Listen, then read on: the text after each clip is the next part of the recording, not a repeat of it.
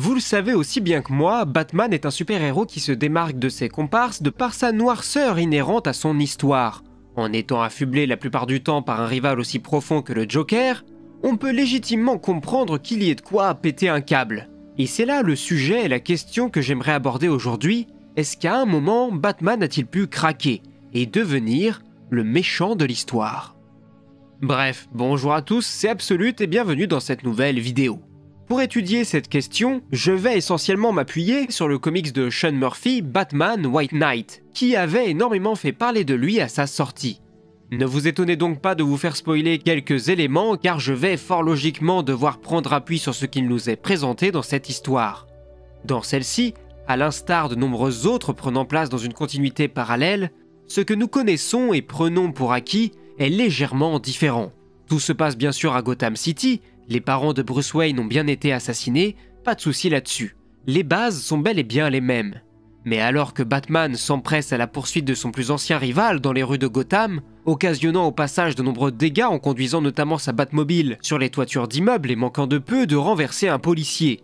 Si bien que lorsque le Chevalier Noir met la main sur son adversaire, ce dernier peut le faire assister au clou de son spectacle, en lui livrant une dernière tirade, dans laquelle il affirme haut et fort à Batman que le Joker était un véritable cadeau pour le protecteur de Gotham.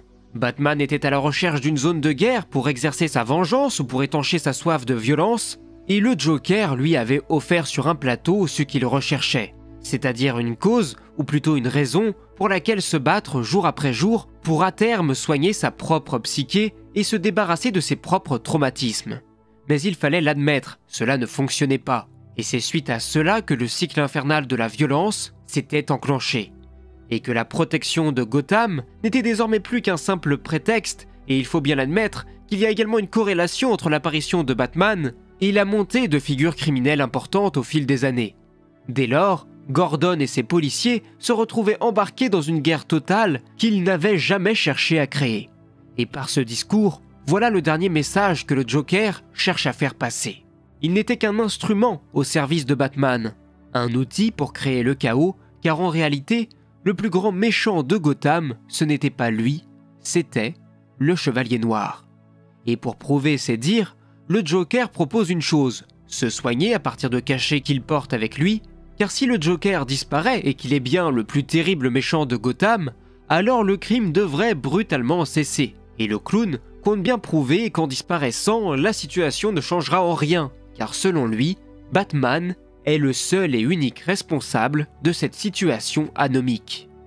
Comme vous pouvez l'imaginer, cette déclaration ne plaît que fort peu au Chevalier Noir, qui s'empresse de gaver son adversaire avec ses cachets, événement auquel assistent de nombreux policiers, sans compter que la chose est également filmée et diffusée sur les réseaux sociaux. Une scène choquante donc qui engendre un tollé et devient ce que l'on appelle le Batman Gate.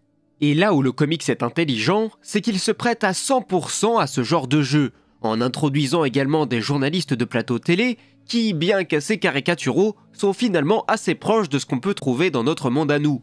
Avec la population en général qui se montre assez choquée par les actions violentes de Batman, mais également un journaliste qu'on pourrait qualifier d'opposition sur le plateau qui prend la défense du Chevalier Noir et qui qualifie ses détracteurs de gauchistes. Et rien qu'avec la présence de ce terme, dans cette histoire, je trouve que cela participe vraiment à l'ancrer dans un environnement crédible, car cela se rapproche tout à fait de ce qu'il peut se passer chez nous lorsqu'on parle d'affaires tragiques telles que les violences policières.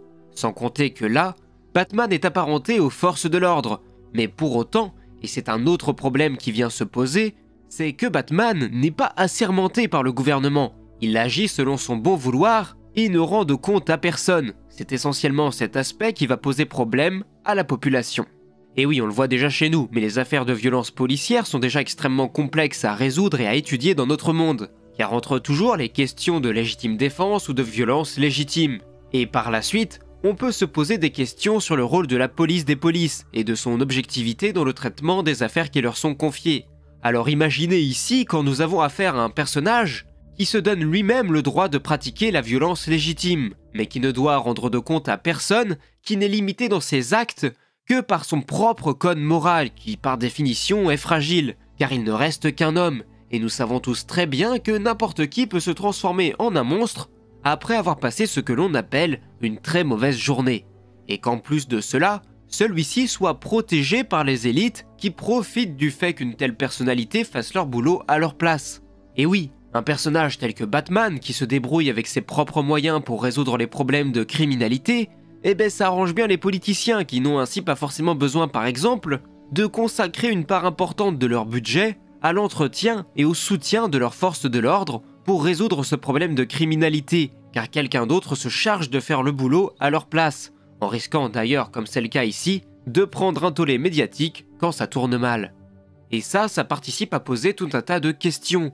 Des questions qui sont également posées dans le film The Dark Knight de 2008.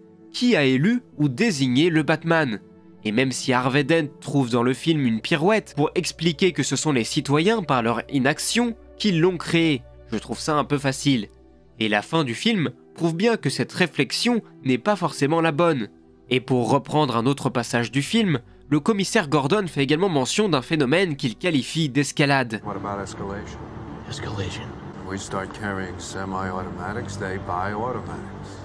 We start wearing Kevlar, they buy armor-piercing rounds. Yeah. And you're wearing a mask, jumping off rooftops. Et oui, et si on reprend ce que je vous disais plus tôt, si on part du principe que si Batman est responsable de l'apparition de tout un tas de super criminels, on peut aussi se demander si au final, le Chevalier Noir ne fait pas plus de mal qu'il n'en répare en agissant de cette manière.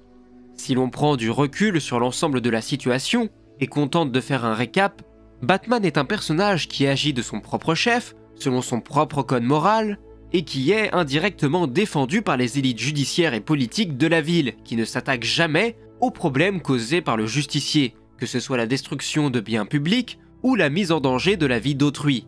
Eh bien, on a clairement affaire à un monde dans lequel on n'a pas envie de vivre en fait, car c'est littéralement comme si on laissait un super soldat se balader librement dans une ville et qu'il pouvait y faire ce qu'il voulait, sans aucun moyen de contrôle sur ses actes ou sur ses choix.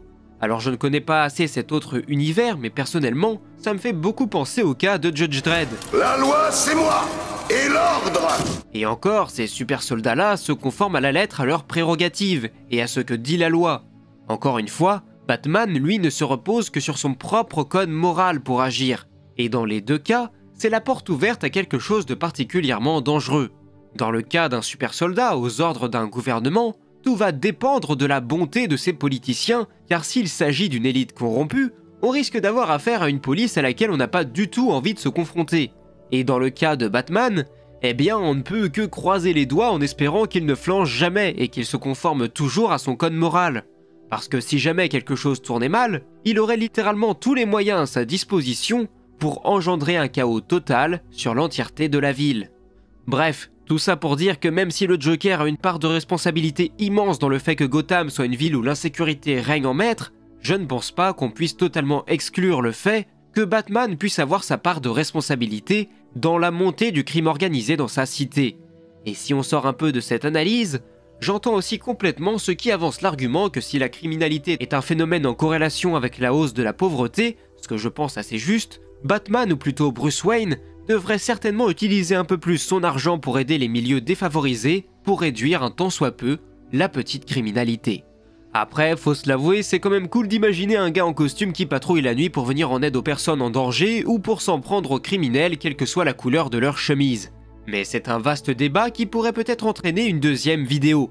Une deuxième vidéo si vous trouvez que l'idée est intéressante. N'hésitez pas à me le dire en commentaire et à me laisser vos arguments pour me dire si vous pensez que Batman agit de la bonne manière ou bien s'il pourrait mettre en œuvre d'autres moyens pour aider un peu plus efficacement ses concitoyens. Encore une fois, comme je vous l'ai dit en début de vidéo, je me suis essentiellement basé sur l'ouvrage Batman White Knight que j'ai trouvé super cool. La patte graphique est assez intéressante et même s'il faut un temps d'adaptation, je trouve que le style du trait est tout à fait approprié à l'histoire qui nous est racontée. Histoire qui ne manquera pas de vous retourner le cerveau et de vous faire poser tout un tas de questions comme celles que je vous ai présentées aujourd'hui, mais je vous l'assure, il y en a énormément d'autres à aborder à partir de ce bouquin. Quoi qu'il en soit, c'est tout pour moi, n'hésitez pas à vous abonner pour ne rater aucune des prochaines vidéos, c'était Absolute, à la prochaine, ciao.